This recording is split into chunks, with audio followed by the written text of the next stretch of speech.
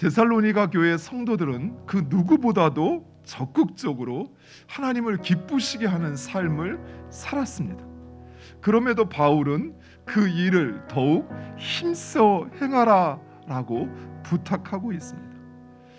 하나님을 기쁘시게 하는 것, 그것은 하나님에 의해 창조된 모든 피조물의 존재 목적입니다. 그런데 하나님께서 기뻐하시는 것은 단순히 어떤 계명을 지키는 것 그 자체가 아닙니다. 즉 우리가 십계명을 모두 또는 율법의 모든 계명을 지키면 하나님께서 기뻐하시느냐? 그렇지 않습니다. 하나님은 우리가 기계적으로 계명을 지킨다고 해서 기뻐하시지 않으십니다. 이 말은 율법과 계명을 지키지 않아도 된다, 그런 의미가 아닙니다.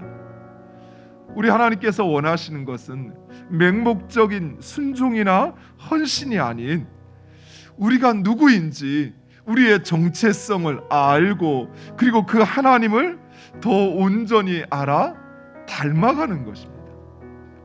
그런데 인간이 사단의 유혹을 받아 그만 그 하나님의 뜻과 하나님의 방식을 버리고 세상의 방식을, 그 질서를 따라 살도록 우리를 유혹하고 있는 것입니다. 그래서 하나님께서는 다시 세상의 방식을 따라 살아가는 그들 가운데 하나님 사랑하여 택하신 우리들을 그의 백성 삼으시고 하나님과 같이 거룩하기를, 하나님의 그 방식을 따라 살기를 원하시는 것입니다. 오늘 본문에서 구체적으로 그 하나님의 거룩한 삶의 방식 세 가지를 제안하고 있습니다.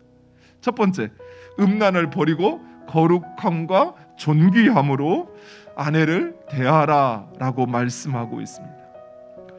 지금이야 이 말씀이 당연한 것처럼 들려지지만 당시에는 전혀 그렇지 않았습니다.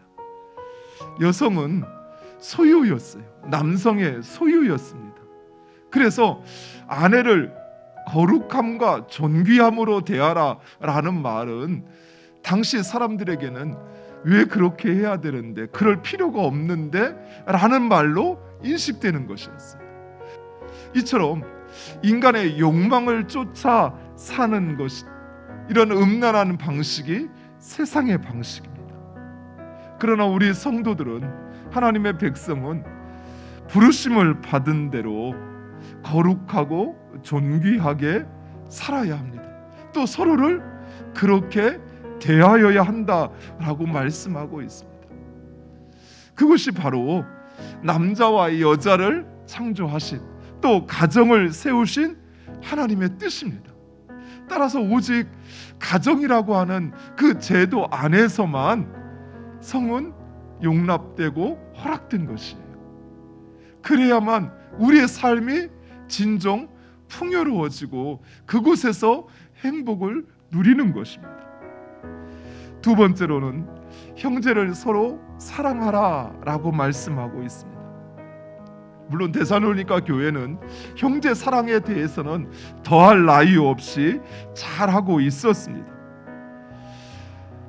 사랑은 우리 그리스도인들에게 있어서는 우리의 존재 방식입니다.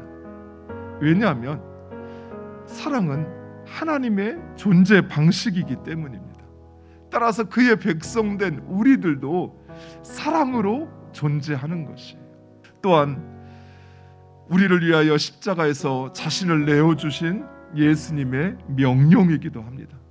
요한복음 13장 34절에서 예수님은 내가 너희를 사랑한 것 같이 너희도 서로 사랑하라 라고 명령하셨어요. 우리가 진정 예수님께서 나를 위하여 죽으셨음을 믿는다면 우리에게 있어서 우리의 삶에 나타나야 될 삶의 방식은 사랑입니다.